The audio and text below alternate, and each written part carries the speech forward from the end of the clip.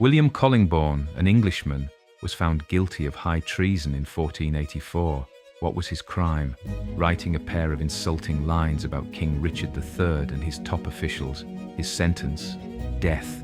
To kill Collingbourne, they would hang him, draw his blood, and cut him into 4 pieces. Collingbourne was first dragged to the place where he would be killed. His body parts were cut out after he was hanged until he was almost dead. People say that while Collingbourne was still awake, he cried out, "Oh Lord Jesus," yet more trouble, as his innards were thrown into a fire right in front of his eyes. After that, Collingbourne's limbs were cut off, which was the last part of his punishment. This horrible sentence was only given to men who were found guilty of high treason, and it was used for hundreds of years in England. Not only did it torture the victim for hours in horrible ways, but it also served as a warning to others.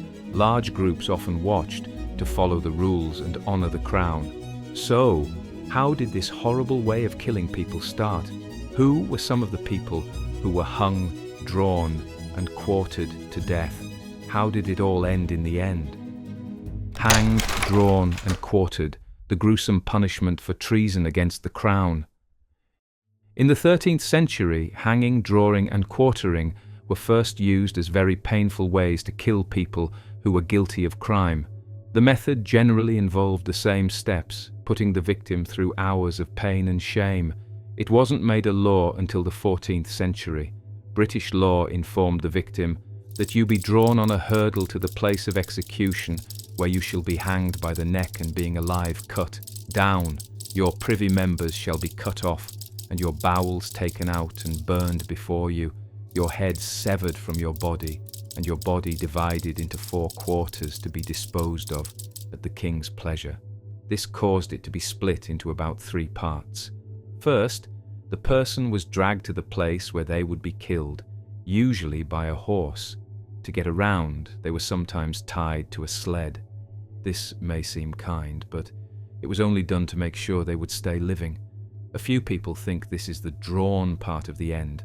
The next step was to hang the person, but not until they were dead, just until they passed out. Then they were killed, their insides taken out, and their male parts castrated. Some people think this, not the pulling, is what makes it drawing. Often, their guts would be set on fire right in front of their eyes. Many people, the lucky ones, died at this point from shock or other types of harm. Some people were still alive when they were killed by being chopped. But there was one more thing that came after being hanged, drawn, and quartered.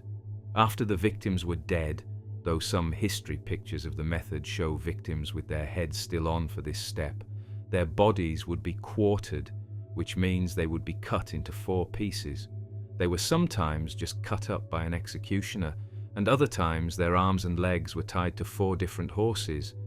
They would then tell the horses to run off in different directions, which would cut the body in 4 pieces. Most of the time, these killings happened in front of huge, angry crowds. The message would reach anyone else who might have been tempted to disobey the king, though, because the bodies of the executed would be shown in public places like London Bridge. In fact, from the 14th century on, being hanged, drawn, and quartered was not only a cruel way to kill someone, it was also a common way to do it. Men who were hanged, drawn, and quartered throughout history. There is some disagreement about who first executed people by hanging, drawing, and quartering them, but the sentence was first mentioned in the middle of the 1300s. In 1238, someone who wanted to kill King Henry III was put to death in a very violent way. According to Benedictine monk Matthew Paris's English History, from 1235 to 1273, the man was dragged asunder, then beheaded, and his body divided into 3 parts. Each part was then dragged through one of the principal cities of England and was afterwards hung on a gibbet used for robbers. Following a few years, in 1241, a person named William Maurice was found guilty of theft. Maurice was the first person to be put to death for piracy.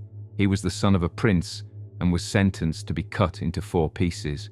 After that, a lot more people were hung, drawn, and cut in half. Some of them were pretty well known.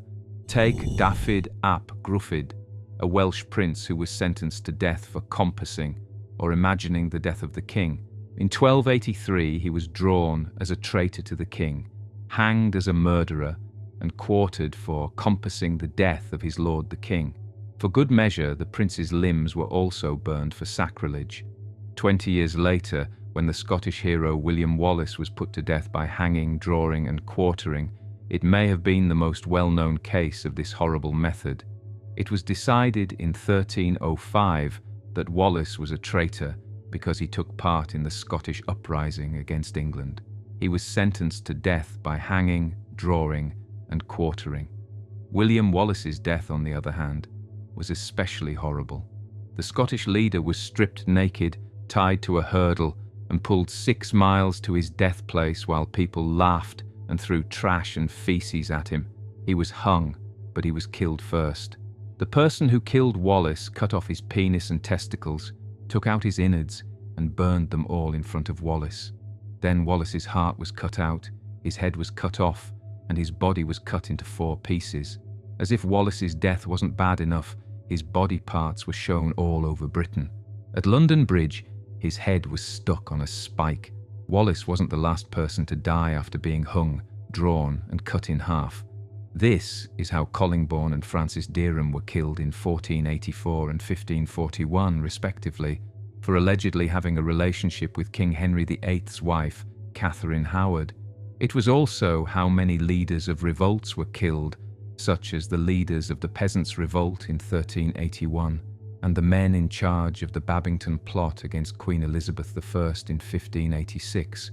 Guy Fawkes and the other people who helped him plan the gunpowder plot were also made to die this way. Fawkes, on the other hand, avoided the horrible end when he jumped off the hanging ladder and broke his neck, but his body was still cut up and put on show. How did the hanging, drawing, and quartering stop being done? The end of hanging, drawing, and quartering in the 19th century. Although it may appear that hanging, drawing, and quartering were methods of execution used in the Middle Ages, these practices remained right up to the 18th and 19th centuries. An Irish priest named James Coigley was one of the last individuals to be executed in this manner during the 18th century. He was executed in 1798 for compassing the death of the king and providing help to the French. His condemnation ordered that the prisoner be taken from the bar to prison, and from thence to the place of execution, there to be hanged, but not until he be dead, to be cut down while yet alive, and then to have his heart and bowels taken out and burnt before his face, his head to be severed from his body, and his body to be divided into 4 quarters. Although similar killings occurred until the 19th century, victims were no longer disemboweled during this time period. When Irishman Edward Marcus Despard and his 6 accomplices, who were sentenced to death for plotting to assassinate King George III, were symbolically drawn about the jail yard before they were hanged and beheaded, the execution became symbolic. Other aspects of the execution became symbolic as well. At this period, the majority of those who were found guilty were executed by hanging and beheading, rather than being drawn and quartered in any way. In addition, the final punishment of hanging, drawing, and quartering was handed down in the year 1867, although it was not carried out. The Forfeiture Act of 1870, which was passed 3 years later, eventually put an end to the execution method. In spite of this, the past of doing things like hanging, drawing, and quartering left its mark. This not only resulted in the death of individuals, like as William Wallace, but it also demonstrated the extent to which the human mind is capable of cruelty. There was a time when putting criminals to death was not sufficient. For hundreds of years, beginning in the 14th century and continuing until the 19th century, the powerful people in England were determined to see their adversaries suffer the most excruciating, agonizing, and humiliating deaths possible. They were successful in accomplishing this goal.